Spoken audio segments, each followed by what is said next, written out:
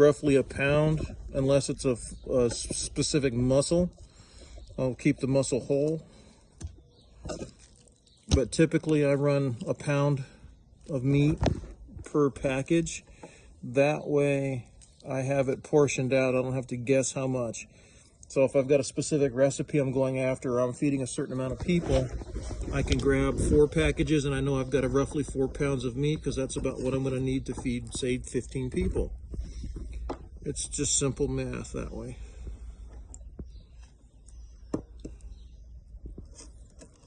"10 minutes of prep here saves you 2 hours of prep down the road." See this?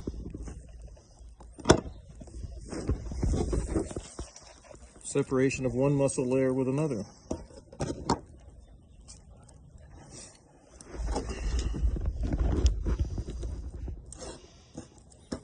We'll put this in a package by itself. I'll call it tidbits, like I said before. And that's pretty much as simple as it is for breaking down one ham leg on a javelina. Now, obviously with deer, you're going to deal with bigger muscles, have better steaks.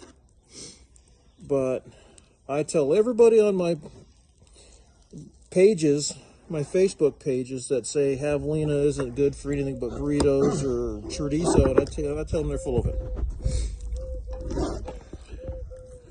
A prime example of that is I took some javelina meat that I aged in a refrigerator for 14 days, and I took it right alongside some javelina meat that I aged for 21 days. And I fed it to a couple of guys that have never had javelina. And I cooked it on the grill right next to a mule deer,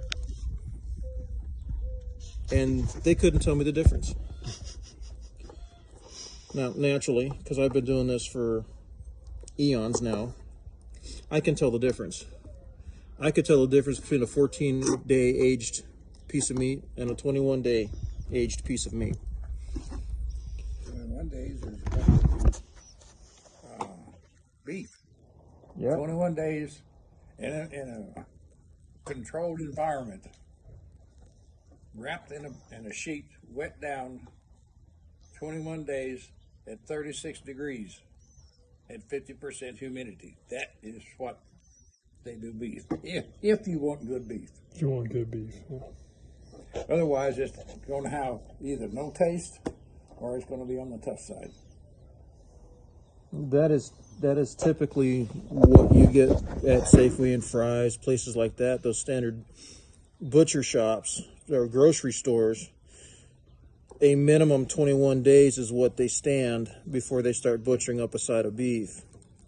Your really good steakhouses, other places that really pay attention to their meat, are going to be aged a lot longer than 21 days. Like I was explaining to Kevin here, there's a steakhouse in New York City that does dry and wet aged processing for their steaks. And their minimum is 45 days.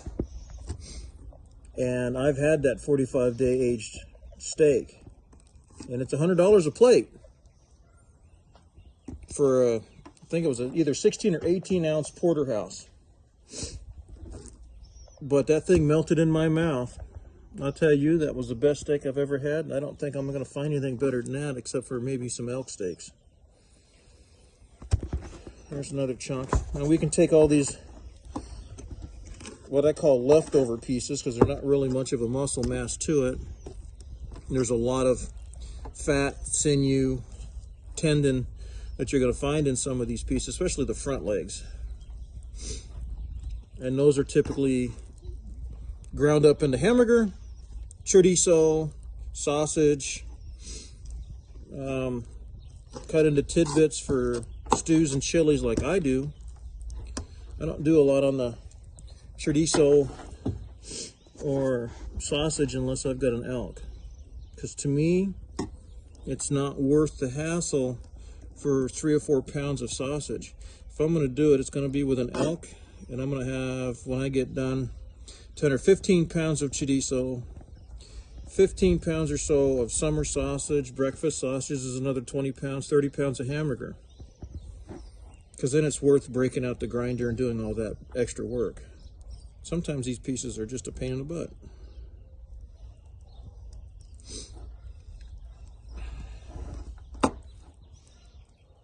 Got to get that fat.